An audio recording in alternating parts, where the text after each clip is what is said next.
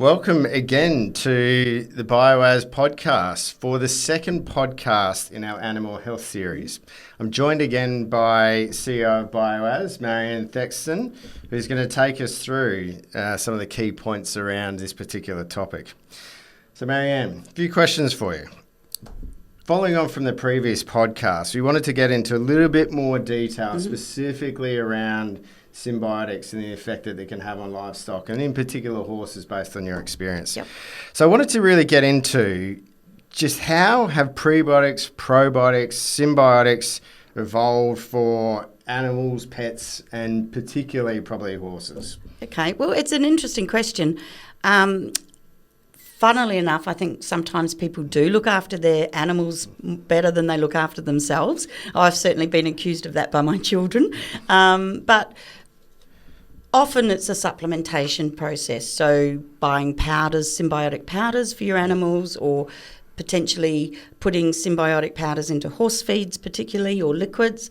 And then there are a blend of fibres, dietary fibre, which I'll cover in a minute, probiotics, which are the beneficial microbes, and in some cases postbiotics. In our products we also include postbiotics, which are either inanimate probiotic cells or parts of, and they have a benefit. So it's about looking at what is included in your animal's feed. So sometimes there's foods, and horse feeds particularly we can put it into, or if they're not available, buying the supplement and adding it as a meal topper or as a water enhancer. So there's all different ways. And I often got asked this question around fibre, and what about horses? They eat hay, they eat different things. Well, a lot of the feeds that we feed our horses are actually not dietary fibre. So they're actually carbohydrates that are converted to sugars. And that causes a lot of problems for horses particularly. So it's about understanding across the different species. There are some fibres that are really great for horses, dietary fibres for prebiotics, that are not good for dogs, that are actually toxic for dogs. There's fibres that are really great for dogs but ineffective in horses. So while we're all mammals and the principles are the same, we really focus on getting those fibres right and getting those microbes right, specifically for those animals, whether it's horses, dogs, cats, or even budgies. So you mentioned probiotics, microbes, you mentioned prebiotics and fibres. When we start talking about symbiotics and that combination, does it have the same effect on the gut biome, or what is the difference? Okay, so it's really a case of 1 and 1 equals 3, and the concept that the sum of the parts is greater than the action of the parts themselves. And it's kind of I liken it to making a spaghetti bolognese, where you've got mince, you've got tomato paste, you've got onion and garlic, bay leaves and red wine. They're kind of the individual ingredients that on their own are pretty ordinary, except for the red wine, that's pretty good on its own. But when you put it all together, something magic happens, and you have a blend of ingredients where the sum of the parts is way greater than if you had them on their own.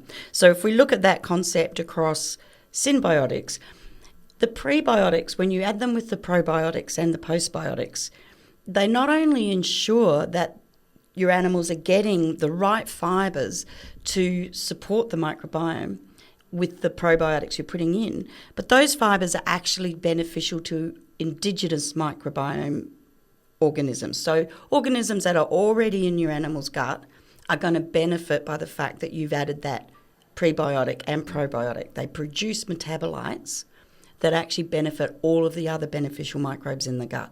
So that's kind of where you're putting the ingredients together, and when they actually all come together in the right environment, and that is the colon of your animals, then they produce this finished recipe, for want of a better word, where they interact and engage, and the metabolites that they produce together are what gives your animal those amazing health benefits and outcomes.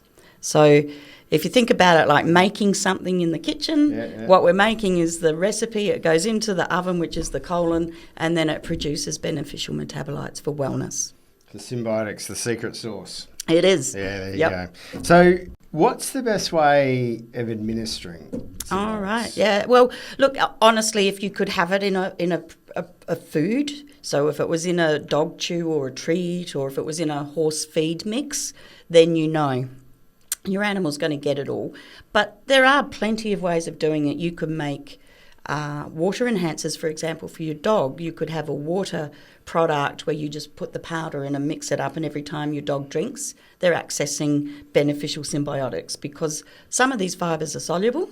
So, there's lots of different ways you could do it, or just as a supplement that you top the feed up with or put on their food. So really, palatability isn't an issue. We can add all sorts of natural products that will help attract the animals to eating or drinking symbiotic blend. So, I think it's getting creative about how you might introduce it into a product for your horses or your dogs or your cats. So just as what you were saying there, Synbiotics, it's a relatively new concept. Yeah.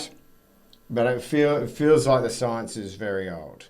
So in terms of actually creating symbiotics for animals in this day and age, like what is involved, and given that it is so new, what are some of the challenges that Bioaz has had to overcome in order to develop some of this product range? Well, I think the biggest challenge is that we're dealing with living organisms here, as well as the food they love and the metabolites that they produce from a postbiotic perspective. So it's about protecting the integrity and the efficacy of those very minute micro ingredients through commercial manufacture. So it's not hard to create supplements because they're a dry powder and it's relatively easy to do. But it's not convenient all the time for people too. So if they could just feed a dog food or put a horse feed out of a bag into the horse's feed trough and know that it's got all of those benefits in it.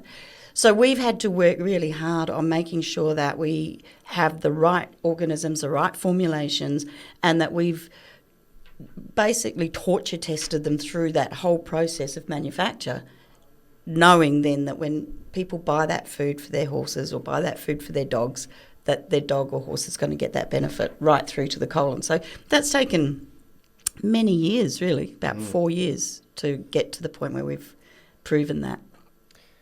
So without giving away all your trade secrets, where do the Bioaz Synbiotics come from?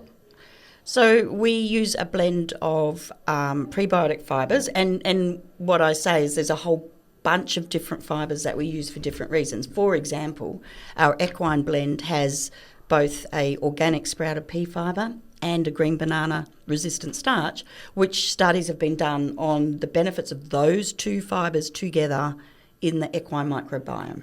So for those reasons, that's part of that formulation.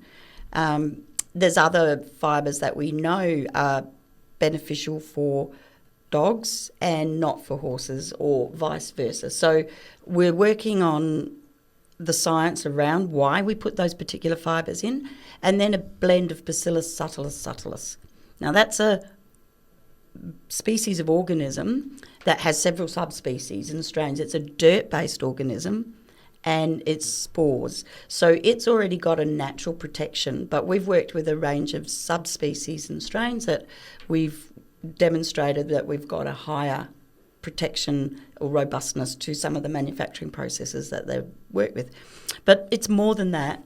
This particular species of organism is imperative to microbiome balance. And because we've limited our animals' access to natural sources, dirt and creeks and rivers and places where these spores were lying dormant, they're not able to access these particular microbes easily in urban environment. So dirt-based spores are really important for both human and animal wellness. Yeah, great. Very interesting. I guess it's all great hearing it from you. Yeah. But have you got any testimonials or any feedback from horse owners, trainers, people in the industry around how Bioaz Synbiotics might be impacting the health of their horses? Yeah, well, obviously that's the point, isn't it? We have to actually demonstrate efficacy. So we've been working with horse rescues and providing them with our product. Yep. And it's really great because the teams at these horse rescues, they've been working with horses across different breeds and different types of reasons for being rescued. They're not all skinny, but lots of them are terribly neglected, which is awful. But some of them are just older horses that owners can no longer care for, or ponies that have been, mistreated, but they're not skinny. So there's a broad range of horses that we've been working with.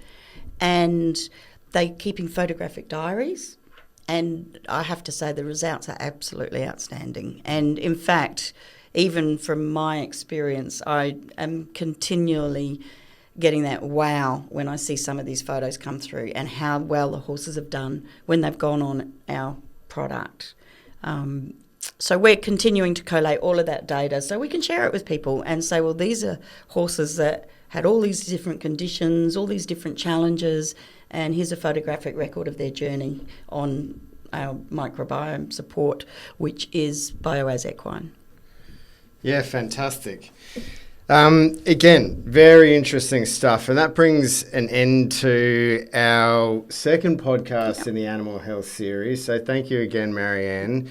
If there is any questions that you may have, particularly around some of that evidence, you can contact us on info@bioaz.com or share, like, and review the further podcasts in the series. Thanks again.